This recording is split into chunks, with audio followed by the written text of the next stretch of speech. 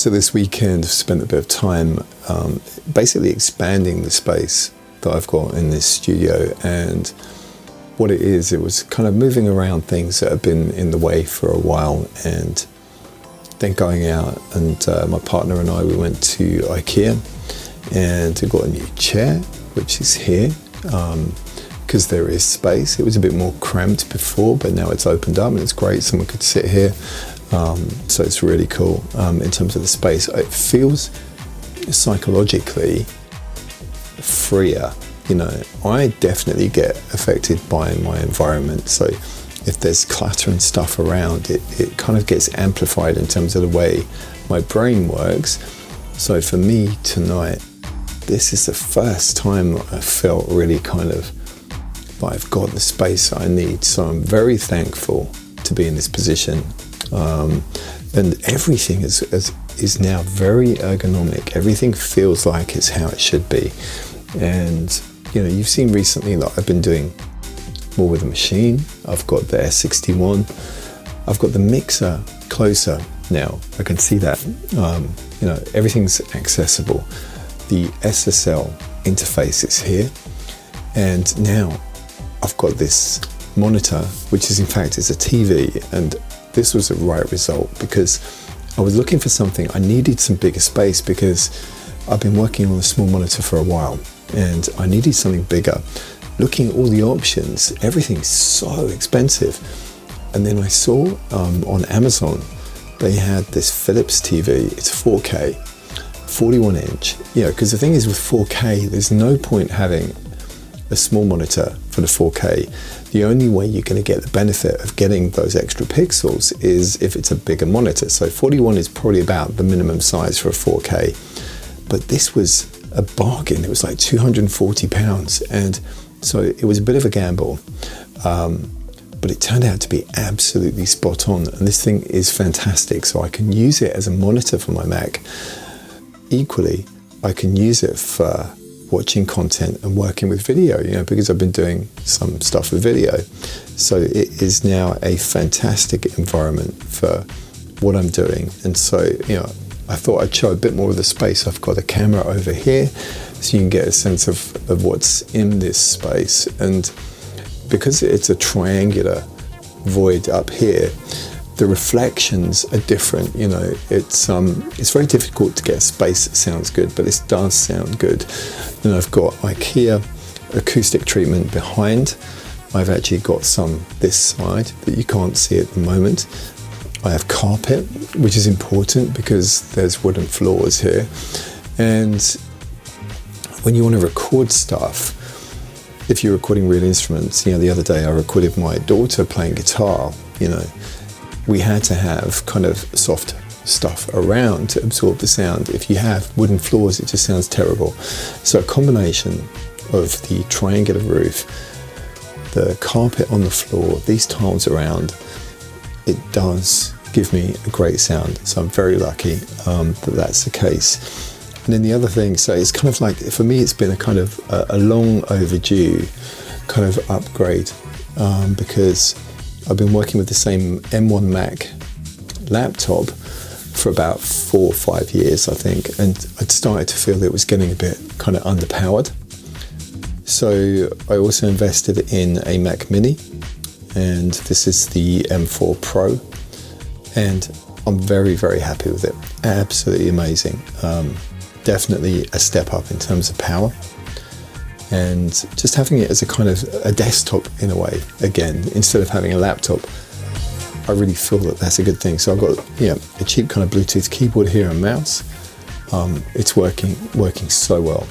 So I am very, very happy in how this has turned out. So, you know, for me now, and also it's that time of year where in the evening, you know, the nights, the darkness comes earlier. So it means actually I'm more inclined to do video stuff. And of course, you know, I've equally got to have time to make music in the evening. It's really important for me. But I do feel maybe I can get a little bit more kind of video content done. And you would have seen already that I'm actually doing definitely more than my kind of average over the last few months. But it feels like it's the right time to do it. So I'm kind of thinking about certain themes, I do have, in a way, something that I want to do before the end of the year, and that's another Night Tales album. This time of year is always the time of year that I enjoy composing stuff for those albums. But I've got a real challenge. I listened to Night Tales 3 again today. For me, I don't think I can do anything as good as that. For me, that's in terms of a personal achievement, that's the best thing that I've done, for me. And also I love the theme, the story, that whole thing about that AI and the relationship. I love the story on that one. So I don't know what I'm going to do. I'm going to have a think about this and see what I can do in terms of a concept, because I like the idea of doing a theme and a story. So we'll see how that goes. But I'm kind of toying with the idea of this time round doing everything in Machine. Last time I did a lot of stuff in Cubase, so this time I might just do as much as I can in Machine, but maybe I'll share the composition journey, have those ideas as live streams. I think maybe that could work. So we'll see how it goes. But also another thing is I've got the DJI mic here, which means that I don't have to worry about position of where I am relative to the mic, and it feels a bit freer. So I think it feels good for what I can do potentially in terms of kind of spreading information. I've tried the podcast thing, and the podcast idea is good. I like it, but it feels a bit kind of one directional. This idea of putting out content and it just goes out, people listen. Yeah, of course that could be a benefit.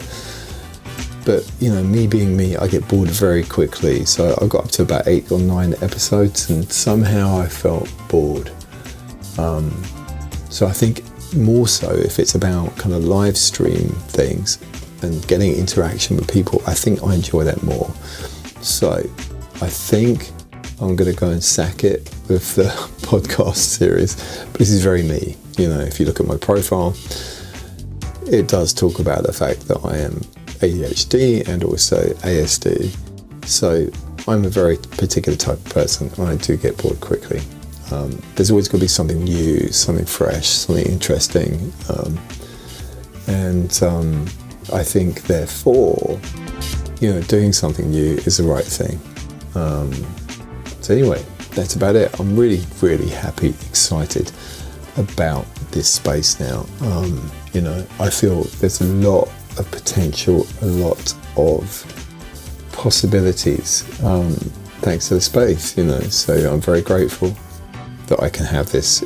I know it's difficult for lots of people in terms of where they make music.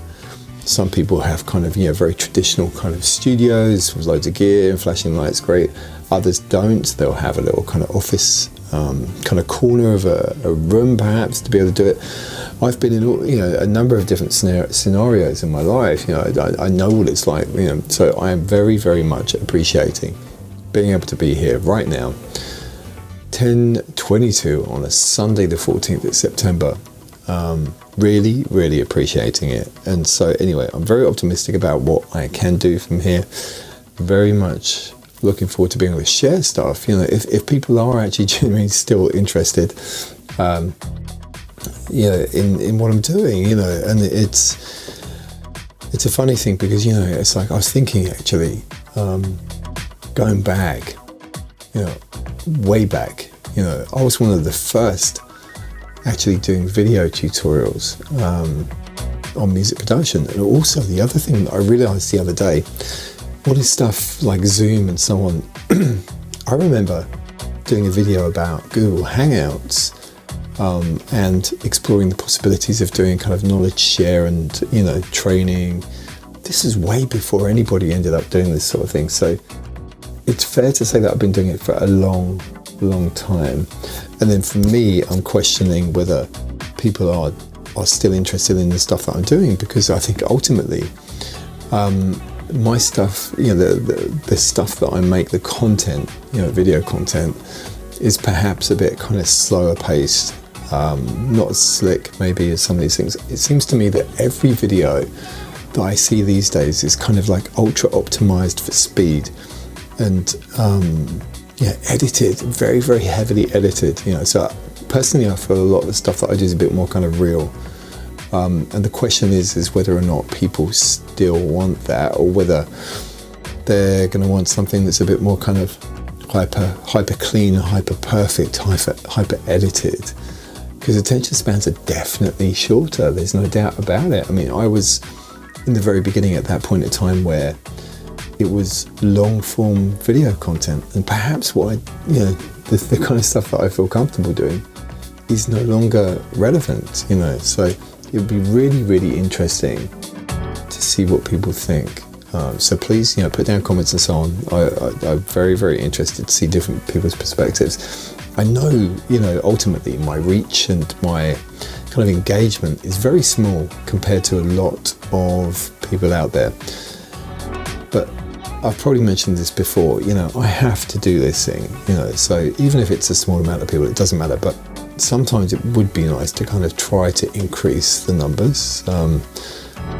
But sometimes I also think people pay to increase their numbers, and I'm certainly not doing that, and I wouldn't want to do that.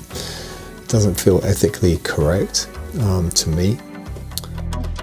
But let's see how it goes. Yeah. So anyway, very happy about the space.